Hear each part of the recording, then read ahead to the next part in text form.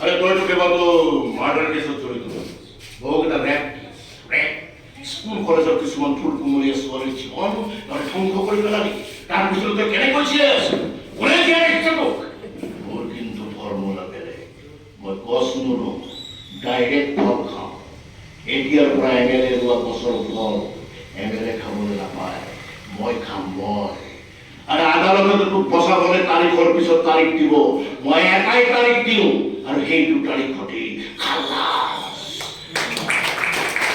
এই সকলোৱে মোক অসুৰ বুলি কয় মই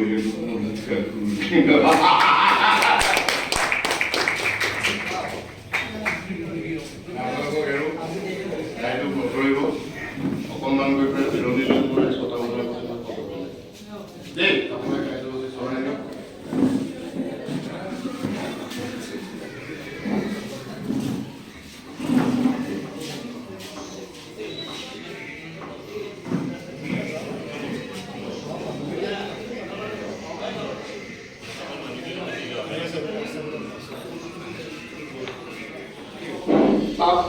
মানে ভাল শিক্ষক যা হওক এতিয়া আমাৰ জয়তে আমি গ্ৰন্থ উন্মোচনৰ ক্ষেত্ৰত আগবঢ়াই দিব খুজিছোঁ যে সংস্কাৰ নামৰ গ্ৰন্থখন আগতে আমাৰ উন্মোচন হওক উন্মোচক হিচাপে সংস্কাৰ এই নাটকখন উন্মোচন কৰিব আমি এই নাটকখনৰ উন্মোচনীৰ সকলো ব্যৱস্থা কৰাৰ কাৰণে অনুৰোধ কৰিম মঞ্চখন মুখত উপবিষ্ট শ্ৰদ্ধা গতিকে শিক্ষাগুৰু সৈতে প্ৰতিনিধিত্ব তথা সাংবাদিক বন্ধুসকল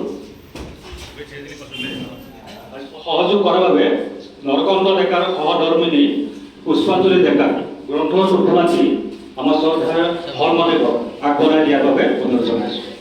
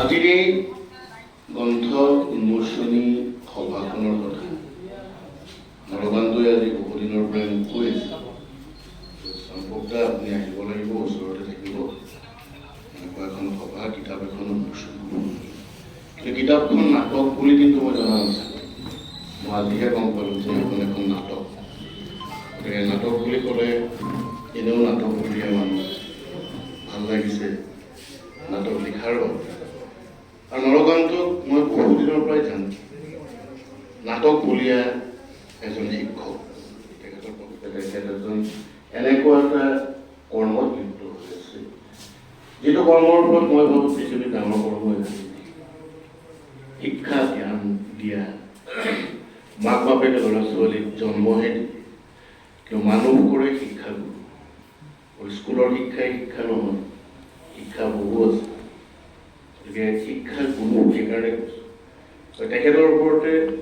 নিৰ্ভৰ কৰে ল'ৰা ছোৱালীৰ ভৱিষ্যত এনেকুৱা এজন ইমান কৰ্মব্যস্ততাৰ এজন মানুহ হ'ল নৰকান্ত ডেকা যাৰ কলমেৰে প্ৰকাশ পাইছে সংস্কাৰ নামৰ এখন নাটক নামটোতে আচলতে এটা সাংঘাতিক কিবা এটা যে সোমাই আছে সংস্কাৰ আচলতে আমি হ'বৰ হ'ল জাতীয় সংস্কাৰ হ'বৰ হ'ল সংস্কাৰ বুলি ক'লে আমি বহু ক্ষেত্ৰত আমি সামৰি ল'ব পাৰোঁ জাতীয় সংস্কাৰ হোৱাৰ কথাটো মই এইকাৰণে ক'লোঁ অসমীয়া জাতিৰ অস্তিত্ব যদি আমি ৰাখিব খোজোঁ জীয়াই তেতিয়া আমি সংস্কাৰী হ'ব লাগিব কোনকেইটা দিশত সংস্কাৰী হ'ব লাগিব মই বহলাই নকওঁ বিদেশীৰ যিটো চেপা আজি আমাৰ ভেটিটো লৰাবলৈহে বাকী আছে। জাতি মাটি ইতিমধ্যে দখলৰ গৈছে। গতিকে আমি যদি সংস্কাৰী নহওঁ, ভূপেন দাই যিটো কথা বহুদিনৰ আগতে গানৰ মাজেৰে কৈছে, এই সংস্কাৰ নাটকখনৰ মাজেদি তেখেতে কি উল্লেখ কৰিব খুজিছে মই নাজানো, কিন্তু মই এটাই জানো যে কাৰোবাক সংস্কাৰী কৰিব খুজিছে নাটকৰ মাধ্যমত। হয়তো অতি বিশৃংখল কোনোবা এজন ল'ৰাকো তেওঁ সংস্কাৰী কৰিব পাৰে, সংস্কাৰী কৰি ভাল মানুহ কৰিব পাৰে। আৰু যি কি নহওক, নাটক লিখা কথাটো অকণমান আগতে এজন বক্তাই কৰিব যে নাটক এই সাহিত্যৰ ভিতৰত এটা টান পাৰ্ট, যিটো পাৰ্ট অকল সাহিত্য থাকিলে নহ'ব, তাত নাটক থাকিব। নাটক একো এটা ড্ৰামেটিক চিকুৱেঞ্চ থাকিব, ড্ৰামাৰ মুহূৰ্ত ক্ৰিয়েট কৰোঁ। উপন্যাস বা এটা গল্প লিখিবলৈ বৰ সহজ, মনত ওলাই থকা ভাৱ ধন নোৱাৰে। তেওঁ সুন্দৰকৈ লিখি গ'লে এখন এটা গল্প বা এটা উপন্যাস এখন হ'ব পাৰে। নাটক কিন্তু তেনেকৈ লিখিলে নহ'ব। নাটকত নাটকীয় চৰিত্ৰ উপস্থাপন হ'ব লাগিব, তেওঁ কোৱা কথাবিলাক নাটকীয় হ'ব লাগিব। এনেই কথা কৈ ঘৰত শুনি কথা পঢ়ি থাকিলে নহ'ব। নাটকীয় কথা ক'বৰ কাৰণে নাটকীয় পৰিৱেশ সৃষ্টি, এই পৰিৱেশ সৃষ্টি কৰাটোৱে সকলোতকৈ ডাঙৰ কাহিনী লৈ তেনেকুৱা পৰিৱেশ। আমাৰতো নাটক বুলি ক'লে কিছুমান কাহিনীটো আমি আকৌ আঙুলি নথওঁ, সমাজৰ যিকোনো এটা কাহিনীক লৈ পেলাই আমি এখন নাটক লিখিবলৈ চেষ্টা কৰিব পাৰোঁ। যিটো কথা উত্তৰ আগৰ মোৰ বক্তাই কৈ গৈছিল যে নাটক এখন লিখিবলৈ হ'লে প্ৰথমতে মই মোৰ দৃষ্টিভংগীৰ পৰা কৈছোঁ, মই যেতিয়া নাটক লিখোঁ, মই এজন অভিনেতা নেকি, এটা বাবেই চাগে তেনেকুৱা হয় নেকি নাজানো, মই মঞ্চখন চকুৰ আগলৈ আনি লৈ পেলাই চৰিত্ৰবিলাক কেতিয়া ক'ত ওলাব, ক'ত ৰাখিম, কেনেকৈ কৰিম, তাৰ ড্ৰামাটো কেনেকৈ আনিম, এইটো মোৰ একদম মোৰ চকুৰ আগত ভাহি থাকে। আৰু তাত প্ৰতিটো চৰিত্ৰই মই নিজে হৈ পেলাই এক্টিং কৰি মই নাটক লিখোঁ যে এইটো সংলাপ হৈছে নাই, যে এই লাইনটো ক'বৰ কাৰণে কোনোবা এক্টৰে অসুবিধা পাব, মই নিজেই কৈ চাই পেলাই মই লাইনটো লিখোঁ।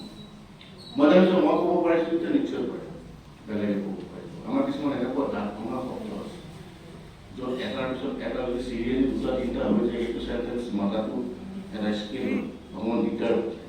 সেইকাৰণে সংলাপ লিখোঁতেও ধান কলৰ শব্দটো শুনিবলৈ বৰ বেয়া, বৰ অসহ্যকৰ শব্দ, কিন্তু মালিকৰ কাৰণে সেই শব্দটো বৰ বুজিছে, বৰ ভাল লগা শব্দ। ধান কলৰ শব্দটো বন্ধই গ'ল, ধান কলৰ মালিকৰ যেনেকুৱা লাগে আজি মোৰো ঠিক তেনেকুৱা। নাটক লিখাটো বৰ সহজ কথা নহয়। মই এইখিনিতে নৰকান্ত ডেকাক মোৰ ফালৰ পৰা অশেষ ধন্যবাদ। তেওঁ ইমান দিনে নাটক চাই নাটকৰ ওপৰত লিখি আজি নিজে প্ৰয়াস কৰাৰ বাবে মই এজন নাট্যকৰ্মী হিচাপে তেখেতলৈ মোৰ অশেষ ধন্যবাদ থাকে। আৰু মই আশা কৰোঁ তেখেতৰ পৰা আৰু ভাল আমি কিবা পাম, সমাজে পাব।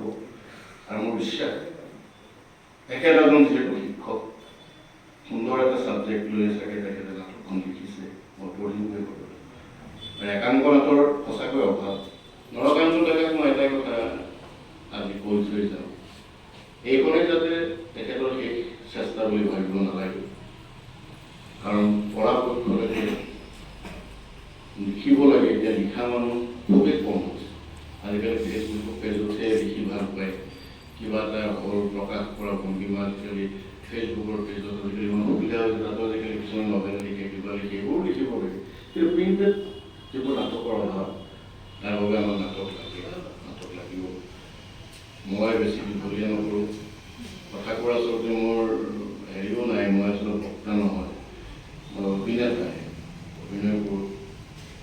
কিন্তু আজি ইয়ালৈ আহি খুবেই আনন্দিত হৈছোঁ, ভাল লাগিছে মনটো। এনেকুৱা এখন গাম্ভীৰ্যপূৰ্ণ সভা এজন উন্মোচক হৈ নথৈ আনন্দিত, মই কেতিয়াও পাহৰিব নোৱাৰোঁ।